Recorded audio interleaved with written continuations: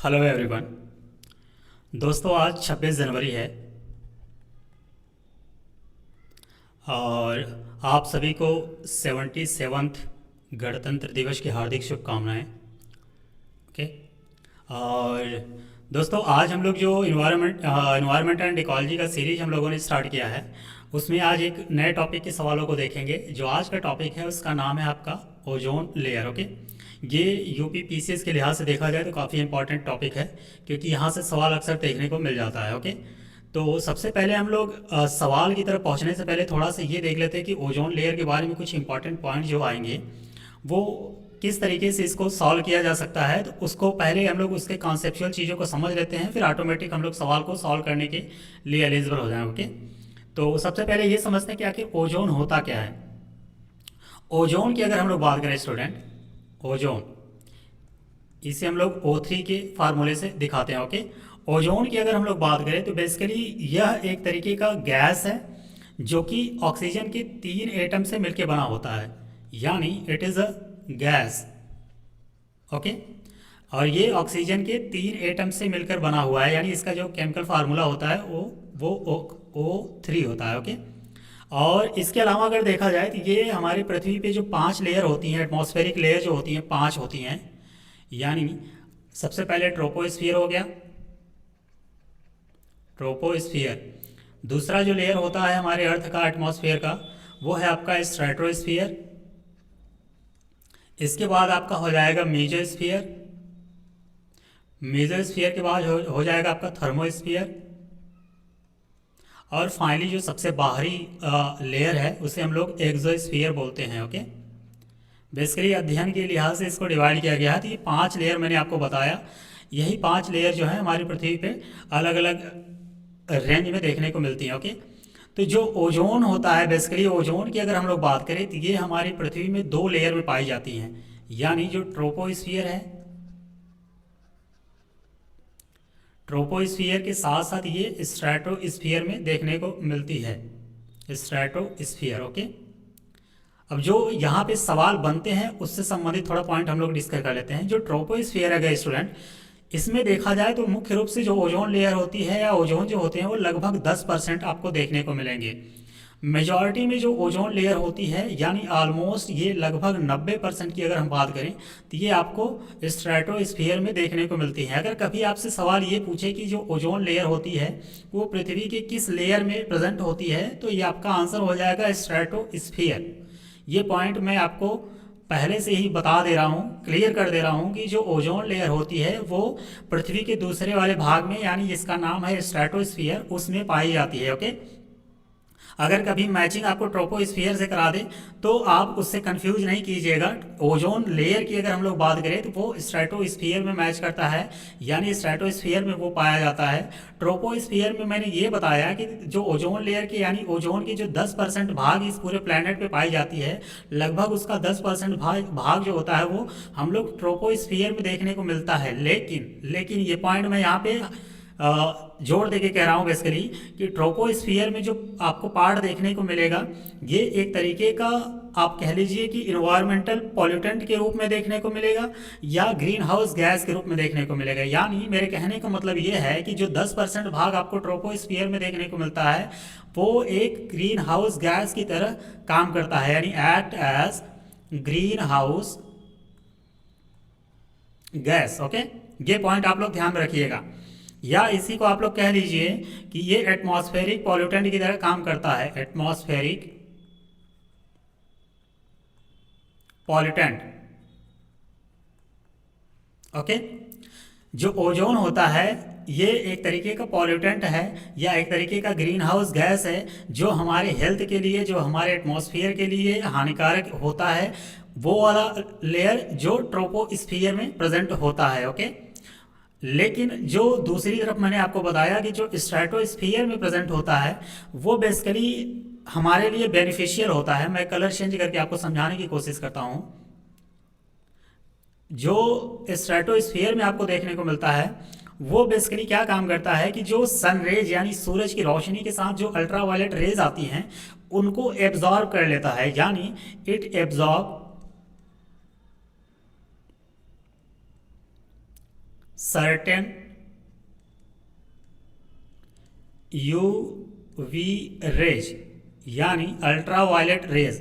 अब सर्टेन का मतलब कितना है, लगभग 93 से लगभग 99% के आसपास जो यूवी रेज आती हैं सन रेज के साथ, उसको एब्जॉर्ब करने का काम कौन करता है, ओजोन लेयर करता है। वो कहाँ प्रेजेंट होता है, वो स्ट्रेटोस्फीयर में प्रेजेंट होता है। ओके, और यही कारण है कि ये हमारे लिए बेनिफिशियल होता है, यानी ये हमें प्रोटेक्ट करता है किससे, स्किन कैंसर होने से बचाता है, स्किन कैंसर होने से ये हमें बचाता है।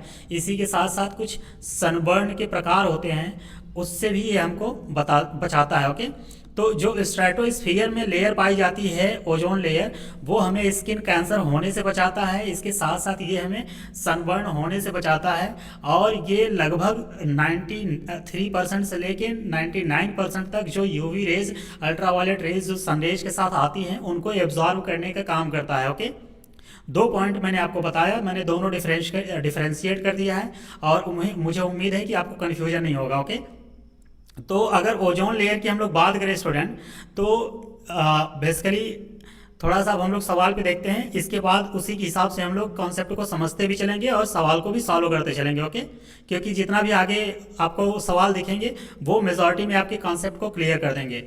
तो आज के टॉपिक का पहला सवाल हम लोग देखते हैं। पहला सवाल कह रहा है स्टूडेंट कि जो ultraviolet radiation from sunlight causes the reaction that produce which of the following, यानी इसके कहने का मतलब ये है कि जो सनलाइट के साथ अल्ट्रावायलेट रेडिएशन आती हैं, वो इन चारों ऑप्शन में से जो सनलाइट के साथ रिएक्ट करेंगी तो किसको प्रोड्यूस करती हैं। ओके, अगर हम लोग यहाँ पे एक कॉन्सेप्ट समझने की कोशिश करें स्टूडेंट, वो है आपका जो ओजोन का प्रोडक्शन होता है वो किस तरीके से होता है। अगर मैं हेडिंग डालूं स्ट्रेटोस्फेरिक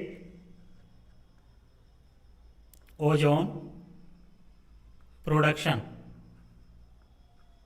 ओके, यानी मेरे कहने का मतलब है कि जो स्ट्रेटोस्फेरिक लेयर है पृथ्वी पर, उसमें ओजोन का प्रोडक्शन किस तरीके से होता है। तो होता क्या है स्टूडेंट, ये दो स्टेप में होता है बेसिकली। अगर पहले स्टेप की हम लोग बात करें, तो जैसे कोई ओजोन मॉलिक्यूल है, वो जब सनलाइट के प्रेजेंस में यानी सनलाइट से टकराता है, तो क्या काम करता है, कोई ओजोन मॉलिक्यूल, ये मैं मॉलिक्यूल दिखा रहा हूँ, O2 का मतलब है यहाँ पे दो मॉलिक्यूल, ऑक्सीजन के दो मॉलिक्यूल मिलके बनाए हैं, दो एटम के मॉलिक्यूल, मतलब दो एटम अगर मिलेंगे तो वो ऑक्सीजन मॉलिक्यूल हो जाता है। ओके, तो ऑक्सीजन मॉलिक्यूल के साथ जब सनलाइट टकराता है तो वो क्या काम करता है, ऑक्सीजन के दो एटम को अलग अलग ब्रेक कर देता है, यानी तोड़ देता है। ओके, तो ये पहले स्टेप में होता है। अगर यही दूसरे स्टेप की हम लोग बात करें, तो ये जो ऑक्सीजन के दो अलग अलग एटम बने हैं, एक ऑक्सीजन ये हो गया, एक ऑक्सीजन ये आगे चल करके ऑक्सीजन मॉलिक्यूल के साथ मिल करके क्या काम करते हैं, ओजोन का फॉर्मेशन कर देते हैं। सेम वही चीज़ यहाँ हो रहा है, यानी ये भी ऑक्सीजन के मॉलिक्यूल के साथ मिलके क्या बना देता है, ओजोन। ओके, आई होप ये पॉइंट आप समझ पा रहे होंगे। मैंने पहले स्टेप में ये बताया कि कोई ऑक्सीजन का जो मॉलिक्यूल होता है स्टूडेंट, वो ऑक्सीजन का मॉलिक्यूल सनलाइट से जब टकराता है तो क्या बनाता है, ऑक्सीजन के दो एटम में कन्वर्ट कर देता है या तोड़ देता है। ओके, एक ऑक्सीजन का जो एटम है वो अगले ऑक्सीजन मॉलिक्यूल से मिल करके क्या बना लेगा, ओजोन। ओके, वही उसी तरीके से दूसरा वाला जो एटम है वो ऑक्सीजन मॉलिक्यूल से मिलकर क्या बना लेगा, ओजोन। तो आई होप इस तरीके से जो ओजोन का फार्मेशन होता है वो आप लोग समझ पा रहे होंगे। ओके, अगर इसकी ओवरऑल रिएक्शन की अगर हम लोग बात करें, ओवरऑल रिएक्शन, तो अगर आप देख पा रहे होंगे कि एक ऑक्सीजन का मॉलिक्यूल ये हुआ, एक ऑक्सीजन का मॉलिक्यूल ये हुआ, और ये दोनों मिलके एक ऑक्सीजन के मॉलिक्यूल को बनाते हैं। यानी मेरे कहने का मतलब है कि तीन ऑक्सीजन के मॉलिक्यूल से एक ओजोन का ये एटम मॉलिक्यूल, एक ये मॉलिक्यूल, यानी दो ओजोन के मॉलिक्यूल बन रहे हैं। मेरे कहने का सिंपली ये मतलब है कि अगर तीन ऑक्सीजन के मॉलिक्यूल मिलेंगे तो ओजोन के दो मॉलिक्यूल बनेंगे। अब हम लोग सवाल पे आते हैं। सवाल क्या कह रहा है कि ultraviolet radiation from sunlight causes the reaction that produce which of the following. अब आई होप आप लोगों को ये चारों ऑप्शन में कंफ्यूजन नहीं होगा। पहला क्या कह रहा है, पहला कह रहा है आपका कार्बन मोनोऑक्साइड, दूसरा कह रहा है सल्फर डाइऑक्साइड, तीसरा कह रहा है ओजोन, चौथा कह रहा है फ्लोराइड्स। तो इन अगर चारों ऑप्शन को आप देखेंगे तो मैंने अभी अभी आपको बताया कि अल्ट्रावायलेट रेडिएशन जो होता है, जो सनलाइट से आता है, वो रिएक्शन करता है किसके साथ, ऑक्सीजन मॉलिक्यूल के साथ। तो क्या बनाता है आपका, तो आपका ओजोन बनाता है। ओके, तो आई होप आप ये पॉइंट या ये सवाल आप समझ पा रहे होंगे। तो इसका करेक्ट आंसर आपका हो जाएगा ऑप्शन नंबर 3 सी। ओके, तो उम्मीद करते हैं ये कॉन्सेप्ट आपको समझ में आया होगा। ओके, अगले सवाल पे चलते हैं स्टूडेंट। अगला सवाल कह रहा है कि the radiation that is absorbed bye ozone present in the atmosphere, यानी वो रेडिएशन जो कि ओजोन के द्वारा एब्जॉर्ब होता है वो एटमॉस्फेयर में प्रेजेंट होता है, वो कौन सा होता है। ओके, यानी वो बेसिकली ओजोन जिस रेडिएशन को एब्जॉर्ब करती है उसी के बारे में पूछ रहा है। तो मैंने अभी अभी आपको बताया कि अल्ट्रावायलेट रेज को एब्जॉर्ब करता है कौन, ओजोन लेयर।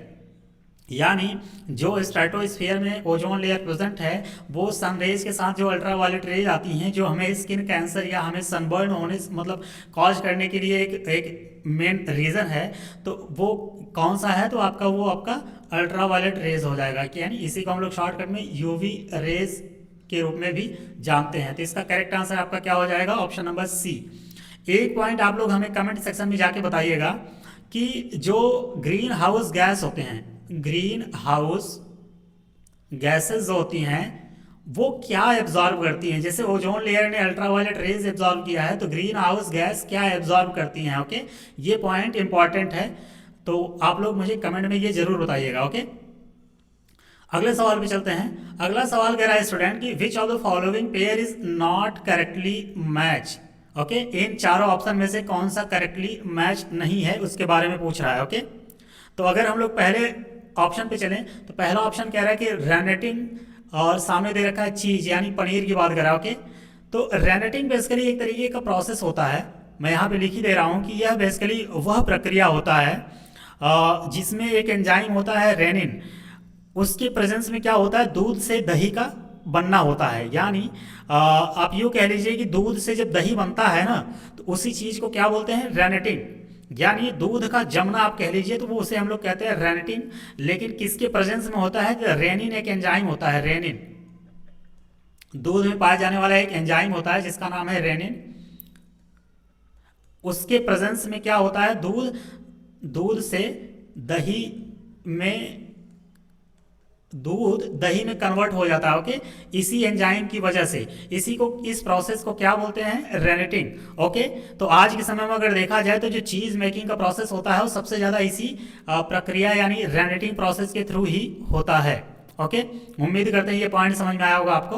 तो जो पहला स्टेटमेंट या पहला ऑप्शन जो है रेनेटिंग को चीज से मैच कराना है, तो ये आपका बिल्कुल करेक्ट मैचिंग है। ओके, ऑप्शन बी कह रहा है कि जेनेटिक इंजीनियरिंग, सामने दे रखा है आपका प्लाज्मिड।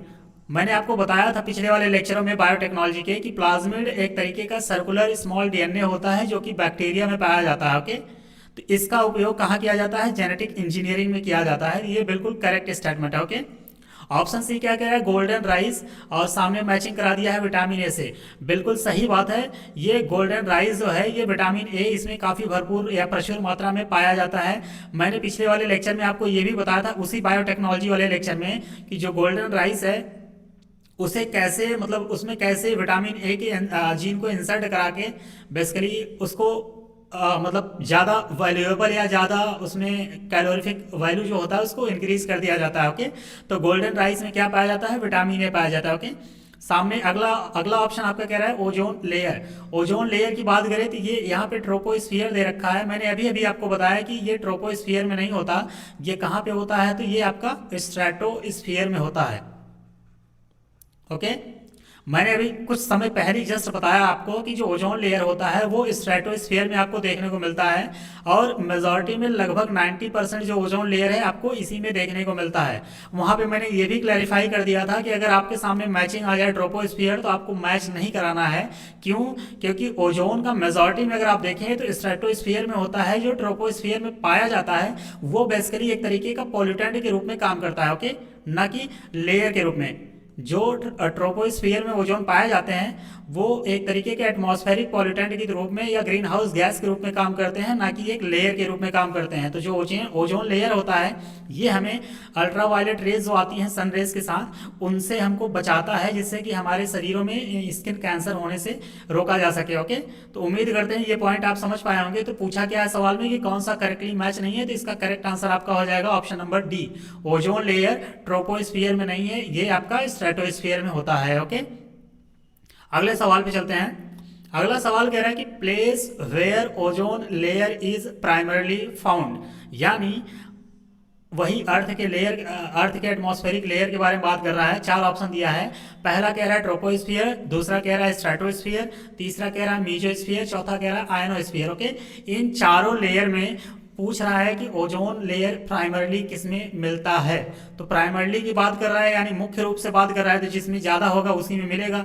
तो अभी मैंने आपको बताया कि 90% किसमें पाया जाता है आपका, तो ऑप्शन बी इसका करेक्ट हो जाएगा, स्ट्रेटोस्फियर। ओके, अगले सवाल पे चलते हैं। थोड़ा सा इसके बारे में और जान लेते हैं। जो आपका ये अर्थ पे पाए जाने वाले जो लेयर है ना, थोड़ा सा उसको डिटेल में समझने की कोशिश करते हैं, फिर अगले सवाल पे चलते हैं। ओके ओके, तो ये है स्टूडेंट कुछ आपका यू समझिए कि जो अर्थ के लेयर हैं, बेसिकली ये अर्थ पे पाया जाने वाला एटमॉस्फेरिक लेयर है, एटमॉस्फेरिक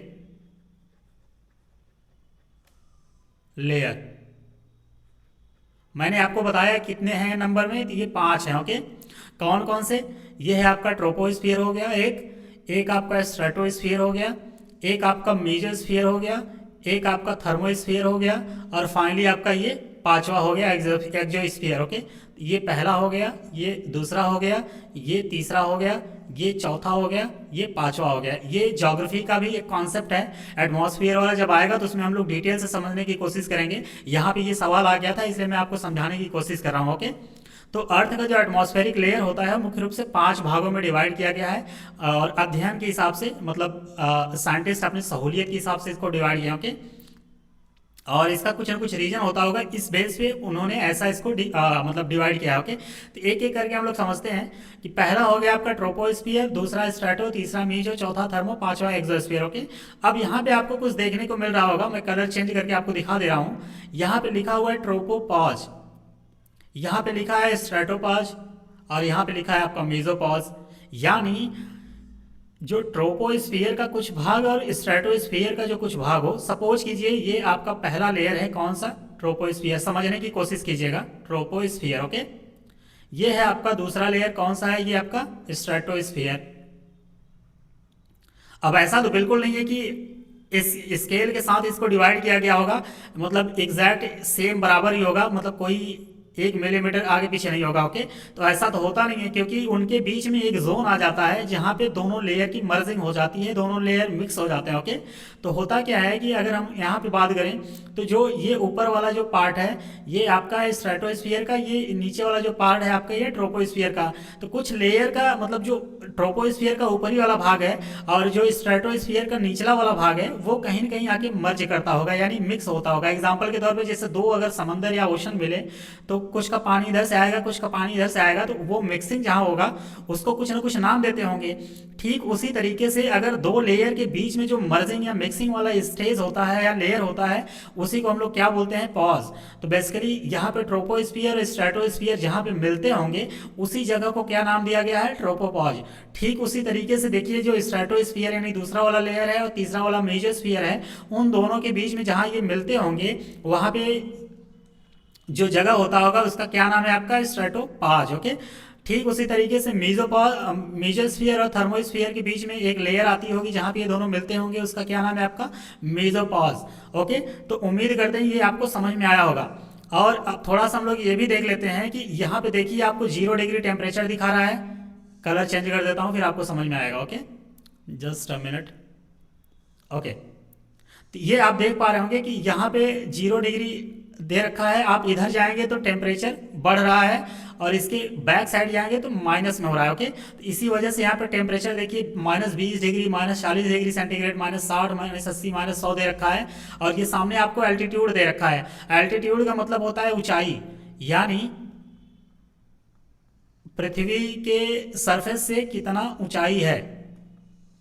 ओके।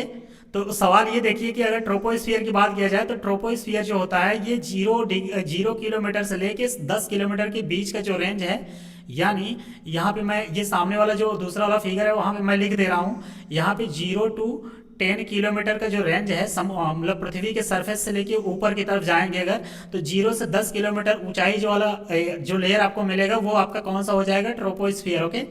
अब अगर हम लोग स्ट्रेटोस्फियर की बात करें तो यहाँ पे 10 से अगर देखेंगे तो यहाँ पे 50, यानी 10 से लेके 50 के बीच में जो लेयर आपको देखने को मिलेगी, 10 से 50 मतलब 10 किलोमीटर से लेके 50 किलोमीटर के बीच में जो लेयर मिलेगी आपका कौन सा हो जाएगा, वो आपका स्ट्रेटोस्फियर हो जाएगा। अब यहाँ पे देखिए 50 से लेके 80 के बीच में अगर हम देखें तो वो कौन सा आपका हो जाएगा, तो ये आपका हो जाएगा 50 से लेके 80 किलोमीटर के बीच में, तो आपका हो जाएगा मेसोस्फीयर। अब थर्मो की अगर हम लोग बात करें तो ये 80 से ऊपर ही होगा, तो 80 से लेके 400 किलोमीटर के बीच में जो आपको रेंज देखने को मिलेगी वो आपका थर्मोस्फीयर हो जाएगा। और ये मोर देन 400 किलोमीटर के बाद अगर हम लोग देखेंगे तो वो आपका कौन सा हो जाएगा, वो एक्सोस्फीयर हो जाएगा। ये पॉइंट इसलिए आप ध्यान में रखिएगा कि कभी कभी सवाल ये पूछ लेता है कि ट्रोपोस्फीयर का क्या रेंज होता है, या स्ट्रेटोस्फीयर का जमीन के मतलब सरफेस से लेके कितनी ऊंचाई पे इसका एक रेंज होता है, ये एग्जाम में कभी सवाल हो सकता है पूछ ले। ओके, इस पॉइंट को आप लोग ध्यान में रखिएगा। इसके साथ साथ एक पॉइंट आप लोग और ध्यान में रखिएगा कि आप यहाँ पे देखिए, मैंने अभी आपको बताया कि ये 0 डिग्री सेंटीग्रेड की बात कर रहा है। आप इधर जाते जाएंगे तो आप नेगेटिव में चले जाएंगे और इसके दाहिने साइड जाएंगे तो पॉजिटिव में जाएंगे, यानी टेम्परेचर की बात कर रहा हूँ। ओके, तो जब आप यहाँ पे देखिए कि जो ट्रोपोस्फियर होता है, यहाँ से देखिए नीचे ये लगभग 18 या 20 डिग्री सेंटीग्रेड से ऊंचाई पे बढ़ रहा है, ऊपर जा रहा है, तो आप देखेंगे कि ये निगेटिव की तरफ होता जा रहा है। ओके, यानी ट्रोपोस्फियर में अगर आप देखेंगे तो ट्रोपोस्फियर का जो टेम्परेचर है, वो रेंज जो होता है, वो जब आप धरती के यानी अर्थ के सरफेस से जब आप ऊपर की तरफ जाएंगे तो ट्रोपोस्फियर में क्या होगा, टेम्परेचर घटेगा। ओके, मैं यहाँ पे लिख के आपको बता देता हूँ, ये सामने वाले डायग्राम में यहाँ पे अगर हम लोग ऊपर की तरफ यानी अगर हम लोग की हाइट बढ़ेगी तो टेम्परेचर यहाँ पे घटेगा।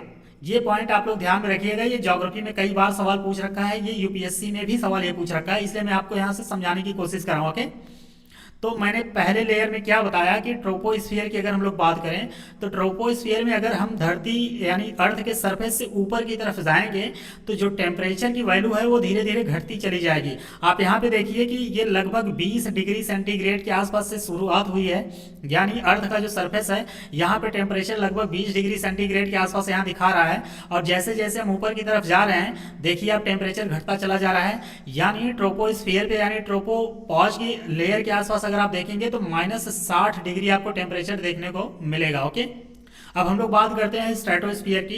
अगर स्ट्रेटोस्फियर की अगर हम लोग बात करें तो ये ट्रोपोपॉज से जब हम ऊपर की तरफ जाएंगे देखिए कुछ समय तक ये टेम्परेचर क्या है, मेंटेन है, लेकिन उसके बाद अगेन ये टेम्परेचर क्या है, बढ़ रहा है। बढ़ इसलिए रहा है क्योंकि अब हम लोग दाहिने साइड जा रहे हैं, यानी -60 वाला ये लेयर आपको यहाँ तक देखने को मिल रहा है, ये वाला लेयर जो है ये -60 डिग्री सेंटीग्रेड वाला है। अब हम लोग राइट की तरफ जा रहे हैं, यानी हम लोग टेम्परेचर ये बढ़ रहा है, तो ये आके यहाँ पे 0 हो गया, लगभग 0 के करीब यहाँ पहुंच रहा है। ओके, क्योंकि ये 0 डिग्री सेंटीग्रेड वाला लेयर ये है।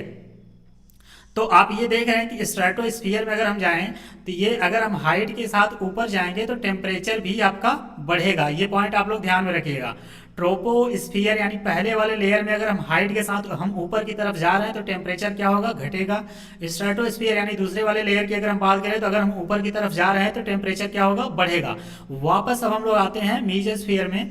मेसोस्फियर में अगर हम लोग देखेंगे स्टूडेंट तो यहाँ पे देखिए कि ये टेम्परेचर कुछ समय तक ये बराबर है, लेकिन जब हम और ऊंचाई पे जाने लगेंगे तो ये टेम्परेचर क्या होगा, और घटता जाएगा, यानी ये बाएं तरफ जा रहा है यानी माइनस की तरफ जा रहा है, तो ये टेम्परेचर आपका माइनस यानी निगेटिव हो रहा है यानी घट रहा है। तो मेसोस्फियर की अगर हम लोग बात करें तो इसमें अगर हम हाइट के साथ यानी हमारी हाइट बढ़ेगी, हम ऊंचाई पे जाएंगे तो हमारा टेम्परेचर क्या होगा, घटेगा। ओके, और अब हम लोग देखें यहाँ पे, अब हम लोग थर्मो चौथे वाले लेयर की बात करते हैं तो थर्मो में देखिए यहाँ पे टेम्परेचर हाइट बढ़ने के साथ टेम्परेचर क्या है, बढ़ रहा है, यानी चौथे वाले थर्मोस्फियर में अगर हम हाइट हमारी बढ़ रही है तो टेम्परेचर क्या होगा, बढ़ेगा।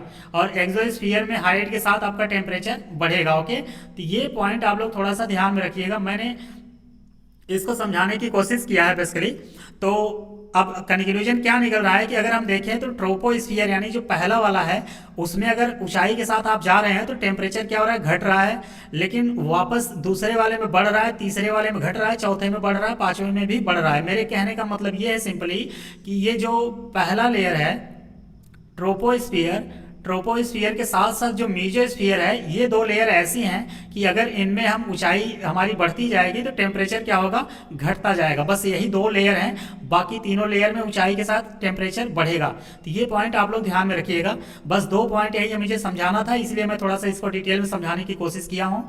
तो आई होप ये आपको कॉन्सेप्ट समझ में आया होगा। मैं सिंपली इतना बताया कि जो ट्रोपोस्फियर यानी जो पहला वाला लेयर है और जो तीसरा वाला लेयर है मेसोस्फियर, इन दोनों में अगर आप ऊंचाई पे बढ़ते जाएंगे तो जो टेम्परेचर है उस लेयर का वो धीरे धीरे घटता जाएगा। ओके, आई होप ये पॉइंट आप समझ पाए होंगे। अब हम लोग सवाल पे आते हैं। सवाल कह रहा है कि a place where ozone layer is primarily found, तो आई होप आप ये समझ पाए होंगे, ये स्ट्रेटोस्फियर होगा। ओके, एक पॉइंट और थोड़ा सा मैं उस चार्ट में आपको समझाने की कोशिश करता हूँ। ये वाले में यहाँ पे आप स्टूडेंट देखिएगा ना कि जो भी ये लेयर बटी है, अगर हम लोग वेदर फेनामेना या जितने भी एक्टिविटीज़ हमारे अर्थ पे होती है, जो भी हमको नेचुरली दिखती है, लाइटनिंग होती है, ये सब अगर हम देखें तो ये हमारे पहले वाले लेयर में होती है। ओके, यानी ट्रोपोस्फियर में होती है। यहाँ पे आप देखिए कि जो एयर बैलून है वो भी जा रहा है, बादल यहीं पे बन रहे हैं, यहीं पे बारिश होती है, यहीं पे वेदर क्लाइमेट की चेंजिंग सब कुछ आपको देखने को मिलेगा। लेकिन अगर जैसे ट्रोपोस्फियर के आप छोड़ के स्ट्रेटोस्फियर में चले जाएंगे तो सारी फिनोमेना जो भी नेचुरल होती है ये सारी खत्म हो जाएगी। ओके, यानी बारिश होना, गर्मी होना, जो भी वेदर, ये बादल बनने, ये सब किस लेयर में है, पहले वाले में, यानी ट्रोपोस्फियर में आपको देखने को मिलती है। लेकिन एक सवाल आपको आता है कि जो एरोप्लेन उड़ता है, एरोप्लेन को जो पायलट होते हैं किस लेयर में उड़ाते हैं, तो आपके दूसरे वाले लेयर में उड़ाते हैं, यानी स्ट्रेटोस्फियर में उड़ाते हैं। क्यों? इसका रीजन यह है कि इस लेयर में बादल नहीं बनते, जो कि टर्बुलेंस का एक बहुत बड़ा कारण होता है, यानी प्लेन को डैमेज करने का। यही रीजन है कि जितने भी पायलट होते हैं वो जहाज को स्ट्रेटोस्फियर यानी जो दूसरा वाला लेयर है उसमें उड़ाने की कोशिश करते हैं। क्यों? रीजन मैंने आपको बता दिया, क्योंकि वहां पे बादल नहीं होते। मेसोस्फीयर की अगर हम लोग बात करें तो इसमें जो एस्टेरॉयड होते हैं, मेटियोर्स होते हैं, मेटेओराइट होते हैं, जो वहां पे आके जलते हैं, वो किस में जलते हैं, मेसोस्फीयर में जलते हैं। ओके, जो थर्मोस्फीयर है अगर उसकी बात किया, जो सैटेलाइट जो साइंटिस्ट छोड़ते हैं वो थर्मोस्फीयर में ले जाके फिक्स कर देते हैं, वो वहीं पे रोटेट करता रहता है। ओके, रिवॉल्व करता है, बेसिकली रोटेट नहीं, रिवॉल्व करता है। ओके, रिवोल्यूशन यानी रिवॉल्व करता है। और एक्सोस्फीयर की अगर हम लोग बात करें तो कोई चीज़ जो बहुत हाई, सैटेलाइट की अगर हम लोग बात करें तो वो ज़्यादा ऊंचाई पे जब ले जाते हैं तो वो एक्सोस्फीयर में ले जाते हैं। और बेसिकली देखा जाए तो थर्मोस्फीयर यानी चौथे वाले लेयर में अगर देखा जाए तो कोई रेडियो वेव या सैटेलाइट जो छोड़ा जाता है तो बेसिकली वहीं से हम लोग ऑब्जर्व करते हैं, तो ये आपके चौथे वाले लेयर में देखने को मिलता है। तो उम्मीद करते हैं कि ये कॉन्सेप्ट आपको समझ में आ गया होगा। अब हम लोग अगले सवाल पे चलते हैं। अगला सवाल कह रहा है स्टूडेंट कि In stratosphere, the level of ozone is naturally regulated by, यानी जो स्ट्रेटोस्फीयर है यानी दूसरा वाला लेयर जो है उसमें कह रहा है कि जो लेवल ऑफ ओजोन है वो नेचुरली रेगुलेटेड बाई, किससे रेगुलेट होता है, तो पहला दे रखा है ऑप्शन आपका नाइट्रस ऑक्साइड यानी N2O, जिसे हम लोग लाफिंग गैस भी कहते हैं। ऑप्शन बी कह रहा है nitrogen dioxide NO2। Option C कह रहा है CFC क्लोरोफ्लोरोकार्बन की बात कर रहा है। ऑप्शन डी कह रहा है वाटर वेपर। तो इनमें आप देखिए कि तीन गैसेज ऐसी हैं जो कि ग्रीन हाउस गैसेस हैं। कौन कौन सी? नाइट्रस ऑक्साइड हो गई, क्लोरोफ्लोरोकार्बन हो गया, वाटर वेपर, ये ग्रीन हाउस गैस के रूप में काम करती हैं। लेकिन जो नाइट्रोजन डाइऑक्साइड है ये ग्रीन हाउस गैस की तरह काम नहीं करता, और यही जो है कि जो नेचुरली ऑक्सीजन ओजोन के लेवल को रेगुलेट करता है स्ट्रेटोस्फीयर में। तो आपका ऑप्शन नंबर बी हो जाएगा। ओके, तो जो नेचुरली रेगुलेट करता है कौन सा करता है? Nitrogen dioxide.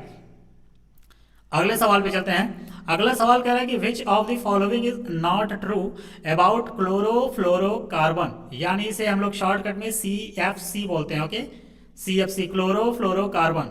तो सवाल ये पूछ रहा है कि क्लोरोफ्लोरोकार्बन के बारे में कौन सा सही नहीं है।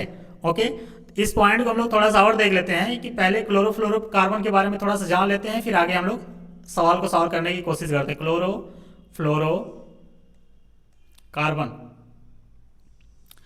तो स्टूडेंट पहले पॉइंट ये जान लीजिए कि यह एक ऑर्गेनिक कंपाउंड है। ऑर्गेनिक कंपाउंड है ये, क्या कंपाउंड है, ऑर्गेनिक कंपाउंड है, कौन सा, क्लोरोफ्लोरोकार्बन। ओके, इसके अलावा ये एक तरीके का मैन मेड गैस है, मैन मेड होता है ये। ओके, ये नेचुरली नहीं पाया जाता, ये आर्टिफिशियली जितनी पॉल्यूशन हो रही है ग्लोबल वार्मिंग में, तो बेसिकली उसमें यही होता है, क्योंकि जितने भी फ्रिज या एसी हम लोग यूज करते हैं, क्लोरोफ्लोरोकार्बन उसी में एक रेफ्रिजरेंट के रूप में यूज किया जाता है। ओके, तो तीसरा पॉइंट आप यहाँ पे ये लिख लीजिए कि it is used as a refrigerant in refrigerator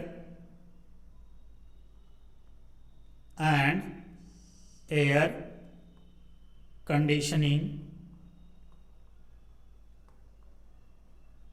devices. यानी मेरे कहने का मतलब यह है कि जो क्लोरोफ्लोरोकार्बन होता है, ये जो फ्रिज होता है या एसी होता है, उसमें रेफ्रिजरेंट की तरह या कूलेंट की तरह यूज किया जाता है। यहाँ पे आप लिख सकते हैं कूलेंट। ओके, कूल करता है बेसिकली। और ये जो क्लोरोफ्लोरोकार्बन है, ये क्लोरीन से मिलकर बना होता है, फ्लोरीन से मिलकर बना होता है और कार्बन से मिलकर बना होता है, और ये ऑक्सीजन भी इसमें कुछ पाया जाता है। ओके, तो क्लोरीन, फ्लोरीन और कार्बन के साथ साथ ऑक्सीजन भी देखने को मिलता है किसमें, क्लोरोफ्लोरोकार्बन में। और जो इसमें क्लोरीन आपको देखने को मिल रहा है, यही क्या करता है कि ओजोन के लेयर को डैमेज करता है। क्लोरीन जो है, मैं यहाँ पे लिख रहा हूँ क्लोरीन जो गैस है, इसमें यही क्या करता है कि ओजोन लेयर को डैमेज करने का काम करता है। और यही कारण है कि सीएफसी को हम लोग ग्रीन हाउस गैस की कैटेगरी में रखते हैं, यानी act as greenhouse gas. Okay, तो इतना पॉइंट मैंने आपको बताया है और उम्मीद करते हैं ये सारा पॉइंट आपको ध्यान में रहेगा। ओके, अब हम लोग सवाल के ऑप्शन पे आते हैं। तो सवाल कह रहा है कि पहला पॉइंट कह रहा है, पहला ऑप्शन कह रहा है कि it is used as refrigerant. मैंने अभी अभी आपको बताया कि ये रेफ्रिजरेंट की तरह यूज किया जाता है, कहाँ पे, एसी और फ्रिज में। It is not responsible for green house effect. ये स्टेटमेंट आपका गलत हो जाएगा। क्यों?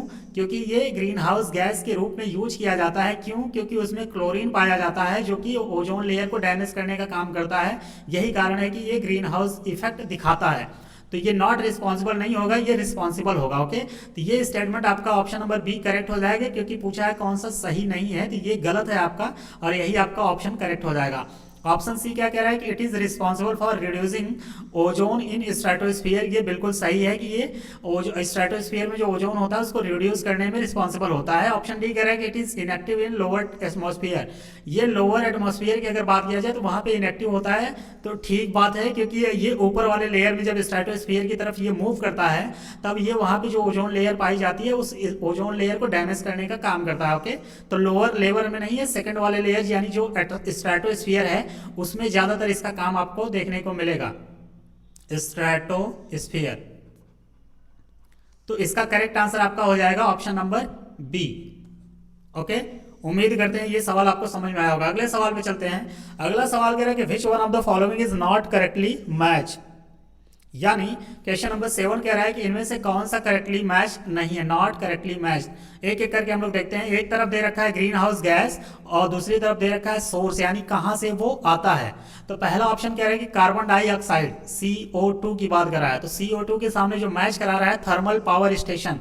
थर्मल पावर स्टेशन वो चीज होती है जहां पे कोयले का, यानी कोयला जो होता है उसका यूज करके इलेक्ट्रिसिटी को जनरेट कराया जाता है, इलेक्ट्रिसिटी को बनाया जाता है। किसका यूज करके? कोल का यूज करके। आज के समय में देखा जाए तो इंडिया में ज्यादातर बहुतायत रूप में कोल का ही यूज किया जाता है इलेक्ट्रिसिटी को जनरेट करने में। और भी चीजें होती हैं लेकिन मेजॉरिटी में कोल की वजह से ही इलेक्ट्रिसिटी का जनरेट किया जाता है। यही रीजन है कि ये पॉल्यूशन बहुत ज्यादा करता है। ओके, तो कार्बन डाइऑक्साइड का थर्मल पावर स्टेशन में यूज होता होगा, बिल्कुल यहाँ से सोर्स है। क्यों? क्योंकि कोयला एक कार्बन डाइऑक्साइड का बहुत ही बेहतरीन सोर्स है बेसिकली, यानी पॉल्यूशन फैलाने का काम करता है। तो स्टेटमेंट ऑप्शन ए आपका तो मैच कर रहा है। ओके, पूछा क्या है? नॉट करेक्टली मैच, कौन सा गलत है? ऑप्शन बी कह रहा है क्लोरोफ्लोरोकार्बन, ये कह रहा है ऑटोमोबाइल में। तो मैंने अभी अभी आपको बताया कि क्लोरोफ्लोरोकार्बन ऑटोमोबाइल में यूज नहीं किया जाता। तो ये यूज कहाँ किया जाता है? तो ये बेसिकली रेफ्रिजरेटर में और एसी में, रेफ्रिजरेटर के साथ साथ एसी में, इसको एयर कंडीशनिंग में इसका उपयोग किया जाता है, ना कि ऑटोमोबाइल में। तो इसका करेक्ट आंसर आपका हो जाएगा ऑप्शन नंबर बी। ये आपका करेक्ट हो जाएगा क्योंकि ये करेक्ट मैच नहीं है। ऑप्शन सी को देखते हैं। नाइट्रस ऑक्साइड की बात कर रहा है, यानी लॉफिंग गैस की बात कर रहा है। वाटर लॉग्ड पैडी फील्ड, यानी जो धान के खेत हम लोग रोपाई करते हैं, जब उसमें बहुत ज़्यादा पानी भर देते हैं, तो पिछले वाले लेक्चर में हम लोग ने देखा था कि मीथेन का बहुत ज़्यादा रिलीज होता है, CH4। और यहाँ पे नाइट्रस ऑक्साइड की भी बात कर रहा है, तो ये भी थोड़ी मात्रा में यूज, मतलब ये भी यहाँ से क्या कह लीजिए कि आप एमिट होता है। ओके, यानी जो धान के खेत होते हैं जिसमें बहुतायत रूप में पानी भर लिया जाए, तो उसमें नाइट्रस ऑक्साइड का एमिशन होता है, बिल्कुल होता है। लेकिन मेजॉरिटी में अगर देखा जाए तो वो मीथेन का वहाँ पे एमिट होता है। ओके, ऑप्शन डी क्या कह रहा है कि सल्फर डाइऑक्साइड, SO2। SO2 की बात, ये ब्रिक किल्स की बात कर रहे हैं, यानी चिमनियों की बात कर रहा है। चिमनी जहाँ पे जिसे हम लोग भट्ठा बोलते हैं, भट्ठे पे जब ईंट को पकाया जाता है तो वहाँ पे चिमनी होता है बेसिकली। तो ये आप कह लीजिए ईंट का भट्ठा, ईंट का भट्ठा। ओके, तो वहाँ पे क्या होता है कि सल्फर डाइऑक्साइड यूज होता है, बिल्कुल वहाँ से एमिट होता है। क्यों? क्योंकि इसको पकाने के लिए कई तरीके के, मतलब जो आप कह लीजिए फ्यूल होते हैं, जैसे कोयला को भी यूज करते हैं। कोयले के अलावा बहुत से तरीके से ये धान की जो भूसियाँ होती हैं उसका भी उपयोग किया जाता है। तो बहुत अलग अलग चीज़ों का उपयोग किया जाता है, और जिससे ये सल्फर डाइऑक्साइड वहाँ से रिलीज होने के चांसेस होते हैं। ओके, तो A, C एंड D ये तो आपके करेक्ट मैचिंग है। ऑप्शन बी आपका करेक्ट मैचिंग नहीं है। यही रीज़न है कि ऑप्शन बी ही आपका करेक्ट आंसर हो जाएगा, क्योंकि ये मैचिंग जो है वो गलत है। ओके, यहाँ पे नॉट करेक्टली पूछा है। अगले सवाल पे चलते हैं। अगला सवाल कह रहा है कि which one of the following is not responsible for depletion of ozone layer, यानी ओजोन लेयर के क्षरण में, यानी डिप्लीशन में, उसके खत्म होने में या उसकी कमी होने के लिए कौन सा रिस्पॉन्सिबल नहीं है। तो मैंने अभी अभी आपको बताया कि जो भी ग्रीन हाउस गैसेस होंगे वो क्या होंगे, ओजोन लेयर को डैमेज करने का काम करेंगे। ओके, तो पिछले वाले लेक्चर में मैंने आपको बताया था कि इसमें कौन कौन से थे ग्रीन हाउस गैसेस की। अगर हम लोग बात करें तो CFC हो गया, CFC के अलावा हेलोन हो गया, हेलन। इसके अलावा अगर हम लोग देखें तो नाइट्रस ऑक्साइड भी हो गया, नाइट्रस ऑक्साइड। इसके अलावा अगर हम लोग देखें तो ट्राई क्लोरोइथेन हो गया, ट्राई क्लोरोइथेन। इसके अलावा अगर देखें तो कार्बन टेट्रा क्लोराइड हो गया, टेट्रा क्लोराइड। ये कुछ रिस्पॉन्सिबल चीज़ें हैं जो कि ओजोन के मतलब लेयर को ख़त्म करने में काम करती हैं। ओके, कौन कौन सी? तो CFC हो गया, हेलन हो गया, नाइट्रस ऑक्साइड हो गया, ट्राइक्लोरोइथेन हो गया, कार्बन टेट्राक्लोराइड। ये कुछ चीज़ें हैं, आप लोग ध्यान रखिएगा। ओके, तो अगर हम लोग ऑप्शन को एलिमिनेट करने की कोशिश करें कि कौन सा रिस्पॉन्सिबल इसमें नहीं है, तो CFC 12 यूज्ड इन रेफ्रिजरेटर, तो ये तो होगा, ये रिस्पॉन्सिबल होगा। Okay, methyl chloroform used as a solvent, ये नहीं होगा, क्योंकि ये ओजोन लेयर के डिप्लीशन में रिस्पॉन्सिबल नहीं होता। ओके, तो ये आपका ऑप्शन नंबर बी करेक्ट हो जाएगा।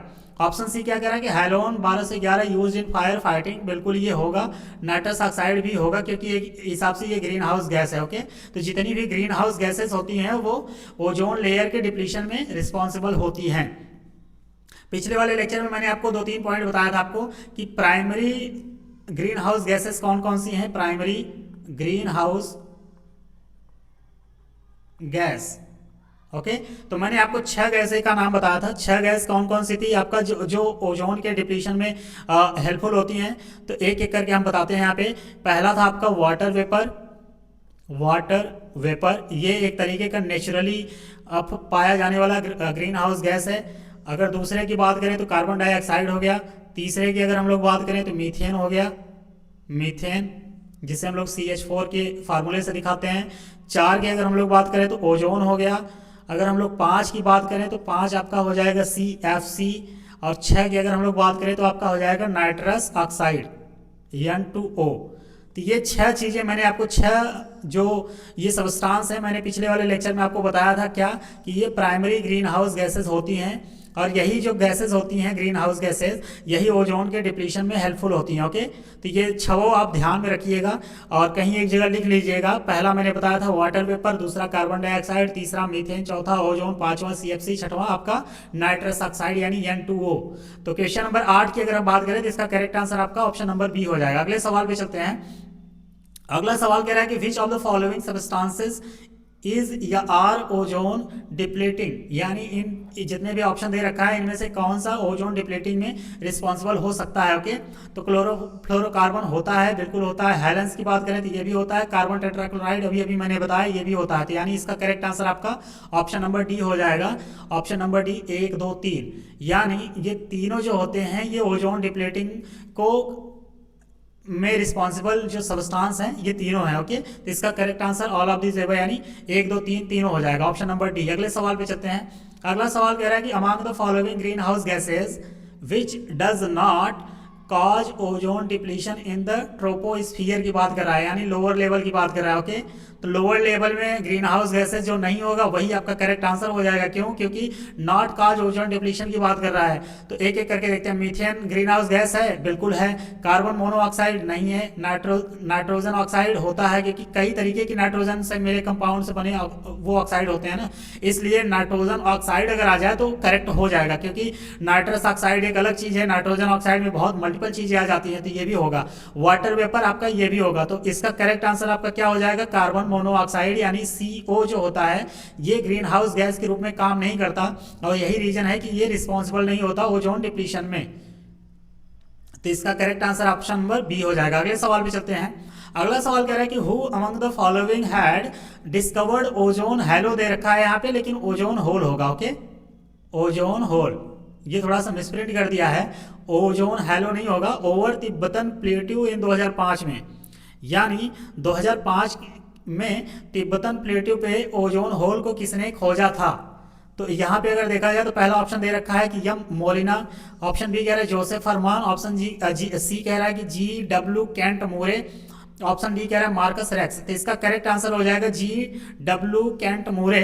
इन्होंने ये बेसिकली एक प्रोफेसर थे, कहाँ पे? University of Toronto, university of Toronto. ये है कहाँ पे? तो ये कनाडा में था। ओके, ये कनाडा में है, मतलब था नहीं है। तो बेसिकली ये जो यूनिवर्सिटी है कनाडा में है, और इन्हीं के आप कह लीजिए कि गार्जियनशिप में, या इन्होंने ही लीड किया था इस ओजोन को मतलब ढूंढने के लिए या डिस्कवर करने के लिए। कहाँ पे? तिब्बतन प्लेटू। ये पॉइंट आप लोग ध्यान में रखिएगा कि तिब्बतन प्लेटू पे 2005 में जिसने ओजोन होल को खोजा था वो कौन थे? तो ये बेसिकली GW केंट मोरे साहब थे। ओके, इन्हीं के लीडरशिप में, ये अकेले नहीं थे, इन्हीं के लीडरशिप में, यानी ये उस ग्रुप को लीड कर रहे थे, लीडरशिप। उसमें और कई साइंटिस्ट थे, लेकिन इसका correct answer option number C हो जाएगा। आई होप ये पॉइंट आप समझ पाएंगे। ओके, अगले सवाल पे चलते हैं। अगला सवाल है स्टूडेंट कि the international day for preservation of ozone layer is observe on, यानी बेसिकली आप यूँ समझिए कि ओजोन लेयर डे, आप इसको और सिंप्लीफाई कर लीजिए, ओजोन लेयर डे कब मनाया जाता है? तो ये मनाया जाता है 16 सितंबर को। ये UPPCS का इतना फेवरेट सवाल है कि अगर मैचिंग आया तो कहीं ना कहीं ये आपको देखने को मिल ही जाता है। ओके, तो ये पॉइंट आप ध्यान में रखिएगा कि ओजोन लेयर डे कब मनाया जाता है। तो ये 16 सितंबर को मनाया जाता है, ऑप्शन बी इसका करेक्ट आंसर हो जाएगा। और मैं आपसे एक रिक्वेस्ट करूंगा कि इसके साथ आप एक पॉइंट वहाँ पे और लिख लीजिएगा जहाँ भी नोट्स बनाएंगे, कि हर साल ये जो होता है ना उसकी एक थीम आती है, जो कि करंट का सवाल बन सकता है यहाँ पे। तो उसकी थीम क्या होती है? तो ये हर साल चेंज होती रहती है। तो इस दिन का, यानी 16 सितंबर जो ओजोन लेयर डे मनाया जाता है, इस दिन का जो थीम होता है वो आप एक जगह कहीं पे लिख लीजिए। ओके, तो इससे दो ही पॉइंट बनेंगे। और ये कभी कभी हो सकता है कि ओजोन लेयर डे डायरेक्ट पूछ ले, हो सकता है कभी पूछ ले कि थीम क्या थी, या कभी दोनों स्टेटमेंट को देखो, दो स्टेटमेंट वाला पूछ ले कि बोथ वन सही या बोथ सही या वन सही या टू सही या नॉन ऑफ दीज। ओके, तो उस तरीके के सवाल बना सकता है। तो यहाँ से 2 पॉइंट बन सकता है, मैंने दोनों आपको बता दिया। इसका correct answer option number B है। ओके, अगले सवाल पे चलते हैं। अगला सवाल कह रहे हैं कि harmful ultraviolet radiation coming from sun can cause. मैंने लेक्चर के स्टार्टिंग में आपको बता दिया था कि जो सनरेज के साथ, यानी सूरज की रोशनी के साथ जो अल्ट्रावायलेट रेडिएशन आती हैं वो बेसिकली काफ़ी हार्मफुल होती है, और हमारे शरीर में वो 2 तरीके की चीज़ डिजीज़ को क्रिएट करती हैं। एक तो हो गया आपका स्किन कैंसर, स्किन कैंसर, इसके साथ साथ ये आपका हो जाएगा सनबर्न। ओके, तो मेजॉरिटी में इसमें जो अल्ट्रावायलेट रे होती है उससे क्या होता है, स्किन कैंसर होता है। तो ऑप्शन नंबर डी इसका सही हो जाएगा। ओके, ये पॉइंट ध्यान रखिएगा। एक पॉइंट और ध्यान में रखिएगा स्टूडेंट आप लोग, जो अल्ट्रावायलेट रेज आती है ना सन के साथ, यहाँ पे मैं लिख ही दे रहा हूँ कि जो सनरेज के साथ जो अल्ट्रावायलेट रेज आती हैं, यूवी रेज, उसे बेसिकली 3 कैटेगरी में डिवाइड किया गया है। ओके, कौन कौन सा, यूवी ए, यूवी बी और यूवी सी। जो पहला दूसरा है यानी ए और बी हैं, ये हार्मफुल टू द स्किन है, यानी हार्मफुल होती हैं किसके लिए, ये हमारी स्किन के लिए हार्मफुल होती हैं, harmful to the skin. Okay, और यही कि स्किन कॉज मतलब स्किन कैंसर कराने में हेल्पफुल होती हैं। जो यूवीसी होती है ये बेसिकली ये बहुत डेंजरस होती है, लेकिन ये अर्थ के सरफेस पे नहीं पहुंच पाती, यानी it does not reach the earth surface, लिख सकते हैं आप यहाँ पे, it doesn't reach the earth surface. Okay, तो ये पॉइंट आप लोग ध्यान में रखिएगा। मैं थोड़ा सा एक्स्ट्रा इन्फॉर्मेशन यहाँ पे दे दी आपको। तो बेसिकली ये अल्ट्रावायलेट रेज जो होती हैं इसे कैटेगराइज किया गया 3 तरीके की, मतलब 3 कैटेगरी में। एक हो गया आपका यूवी ए, एक हो गया यूवी बी, एक हो गया आपका यूवी सी। जो ऊपर वाली दोनों हैं यूवी ए और यूवी बी, ये स्किन के लिए हार्मफुल होती हैं, और जो यूवी सी है ये भी बहुत ज़्यादा हार्मफुल होती है, या कह लिए कि एक्सट्रीमली डेंजरस होती है, ये एक्सट्रीमली डेंजरस होती है। लेकिन बस फर्क इतना है कि ये अर्थ सरफेस पे नहीं पहुंच पाती। ओके, ये पॉइंट आप लोग ध्यान में रखिएगा। अगले सवाल पे चलते हैं। अगला सवाल कह रहा है student, consider the following statement. Assertion और रीजन का सवाल है ये। असर्शन क्या कह रहा है कि ozone is essential for biotic life. Biotic life मैंने आपको बता दिया, जो जिस चीज़ में जीवन हो जाए, मतलब आप यूँ कह लीजिए कि जो लिविंग चीज़ें हैं उनकी बात कर रहा है। और रीजन क्या कह रहा है कि the ozone layer protects the earth surface from high energy radiation. बिल्कुल सही है, क्योंकि जो ओजोन लेयर होता है हमें अल्ट्रा वायलेट रेज से बचाता है। अल्ट्रा वायलेट रेज ये क्या है कि हाई एनर्जी रेडिएशन है, इससे हमें बचाता है। रीजन तो बिल्कुल करेक्ट है। अब सवाल यहाँ असर्शन क्या आ रहा है, असर्शन पे देखते हैं कि ozone is essential for biotic life. अगर ओजोन लेयर के रूप में देखा जाए तो फिर तो ये स्टेटमेंट आपका करेक्ट हो जाएगा। ओके, ओजोन लेयर या ओजोन को एज ए ब्रॉड स्पेक्ट्रम पे देखा जाए फिर तो ये स्टेटमेंट आपका करेक्ट हो जाएगा। अगर ओजोन को एक गैस के रूप में देखा जाए, ओजोन को एक गैस के रूप में अगर लेकर चला जाए तो ये क्या होता है, ये एक तरीके का पॉल्यूटेंट होता है जो कि बायोटिक लाइफ के लिए इसेंशियल तो नहीं होगा। ओके, यानी हार्मफुल होता है।